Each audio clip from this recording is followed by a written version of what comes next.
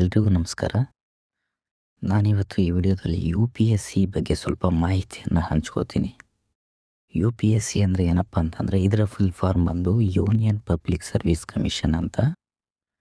ಇದನ್ನು ಕನ್ನಡದಲ್ಲಿ ಕೇಂದ್ರ ಲೋಕ ಸೇವಾ ಆಯೋಗ ಅಂತ ಹೇಳಲಾಗುತ್ತೆ. ಇದೊಂದು ಸಂವಿಧಾನಾತ್ಮಕ ಸಂಸ್ಥೆ.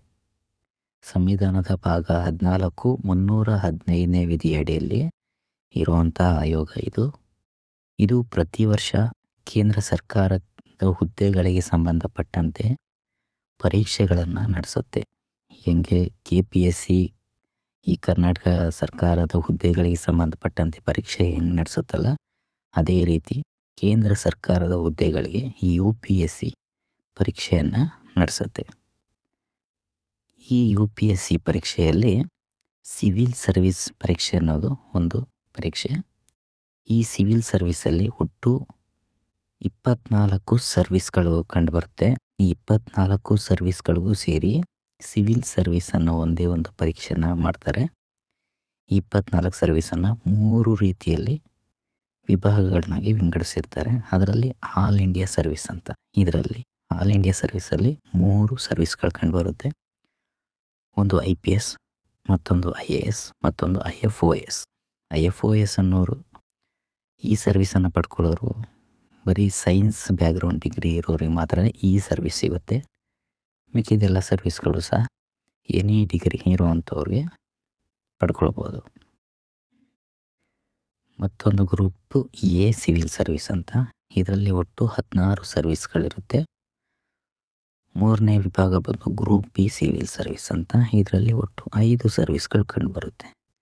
ಈ IFOS ಅಂದರೆ ಇಂಡಿಯನ್ ಫಾರೆಸ್ಟ್ ಸರ್ವಿಸ್, ಇದೊಂದು ಹುದ್ದೆಯನ್ನು ಬಿಟ್ಟರೆ ಉಳಿದ 23 ಸರ್ವಿಸ್ಗಳನ್ನು ಸಹ ಯಾವುದೇ ಡಿಗ್ರಿ ಆಗಿರೋರು ಈ ಪರೀಕ್ಷೆಯನ್ನು ಪಾಸ್ ಮಾಡಿಕೊಂಡು ಈ ಸರ್ವಿಸನ್ನು ಪಡ್ಕೊಳ್ಬೋದು.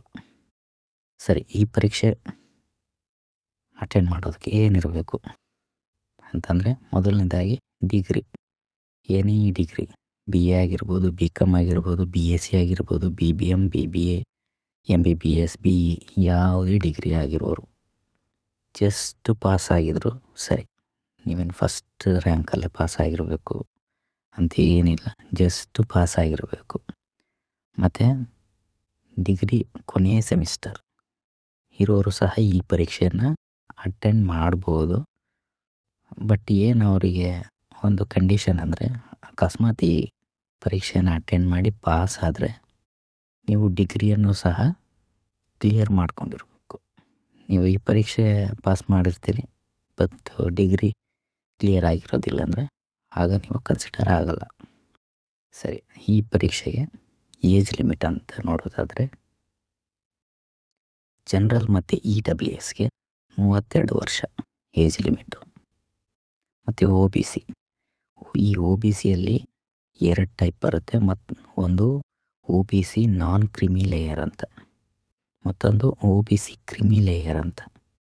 ಈ OBC ಕ್ರಿಮಿ ಲೇಯರು ನಾನ್ ಕ್ರಿಮಿ ಲೇಯರ್ಗೂ ಇರುವಂಥ ವ್ಯತ್ಯಾಸ, ಇದ್ರ ಬಗ್ಗೆ ಮತ್ತು OBC ಸರ್ಟಿಫಿಕೇಟನ್ನು ಪಡ್ಕೊಳ್ಬೇಕು. ನಾನ್ ಕ್ರಿಮಿ ಲೇಯರ್ ಸರ್ಟಿಫಿಕೇಟ್ ಈ ಪರೀಕ್ಷೆ OBC ಕ್ಯಾಟಗರಿಯಲ್ಲಿ ಬರುವಂಥವ್ರು. ನಾವು ನಾರ್ಮಲ್ ಕ್ಯಾಸ್ಟ್ ಸರ್ಟಿಫಿಕೇಟು ಇದೆಲ್ಲ ಇರುತ್ತಲ್ಲ, ಅದು ಈ ಪರೀಕ್ಷೆಗೆ ಆಗೋದಿಲ್ಲ. ಅದಕ್ಕೆ OBC ನಾನ್ ಕ್ರಿಮಿ ಲೇಯರ್ ಸರ್ಟಿಫಿಕೇಟ್ ಅಂತಲೇ ತಾಲೂಕು ಆಫೀಸಿಂದ ಪಡ್ಕೋಬೇಕು. ಅದ್ರ ಬಗ್ಗೆ ಮಾಹಿತಿಯನ್ನು ಬೇಕು ಅಂದರೆ ಹೇಳಿ, ನಾನು ಮತ್ತೊಂದು ವಿಡಿಯೋದಲ್ಲಿ ತಿಳಿಸ್ಕೊಡ್ತೀನಿ. ಈ OBC ಅವರಿಗೆ ಏಜ್ ಲಿಮಿಟ್ ಬಂದು OBC ನಾನ್ ಕ್ರಿಮಿ ಲೇಯರ್ಗೆ 35 ವರ್ಷ ಏಜ್ ಲಿಮಿಟು. ಈ OBC ಕ್ರಿಮಿ ಲೇಯರ್ಗೆ ಜನರಲ್ EWS ಥರನೇ 32 ವರ್ಷನೇ ಏಜ್ ಲಿಮಿಟು. ಮತ್ತು SC ST, ಈ SC ST ಅವರಿಗೆ 37 ವರ್ಷ ಏಜ್ ಲಿಮಿಟು.